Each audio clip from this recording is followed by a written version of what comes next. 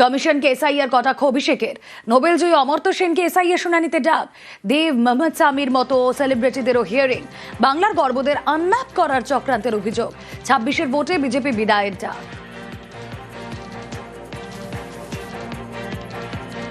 এসআইআরে হায়রে পোড়া কপাল, অমর্ত্য সেনকে হিয়ারিং এর নোটিশ পাঠিয়েছে।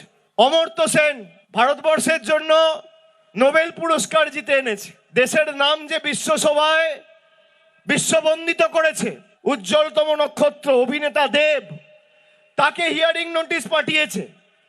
মোহাম্মদ সামি যে ওয়ার্ল্ড কাপে খেলে দেশের জন্য বিশ্বকাপ জিতেছে, তাকে এসআইআর এর নোটিশ পাঠিয়েছে।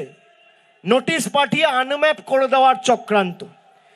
যারা বাংলার মানুষকে আনম্যাপ করতে চায়, আগামী দিন সেই বিজেপির ছাইপাসগুলোকে বাংলা থেকে আনম্যাপ করে চিরতরে ঝেঁটিয়ে বিদায় দিতে হবে। এই লড়াই সেই লড়াই।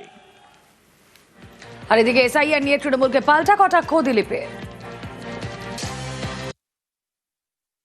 বাংলাদেশ থেকে অনুপ্রবেশকারীরা রোহিঙ্গারা এসে এখানে লোন পাবে, আবাস যোজনার বাড়ি পাবে, আপনার ছেলে মেয়ে বাইরে যাবে, ওরা এসে এখানে কাজ পাবে। এসআইআর যখন শুরু হলো, দিদিমণি তার নেতা নেত্রীরা গর্জন করছিল, করতে দেবো না।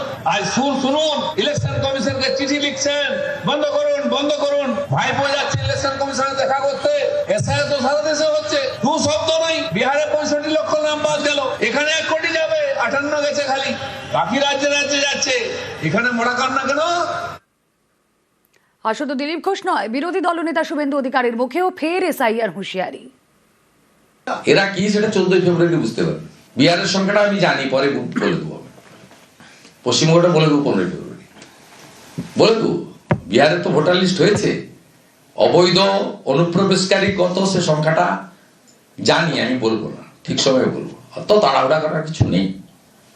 যখন আধার কার্ড ডিঅ্যাক্টিভেটেড হবে, রেশন কার্ড বন্ধ হবে, প্রধানমন্ত্রী অন্ন সুরক্ষা যোজনা থেকে কাটিং হবে, যখন অ্যাকাউন্ট ফ্রিজ হয়ে যাবে, বন্ধ হয়ে যাবে, তখন বুঝবেন যে ইনি ভারতীয় নয়।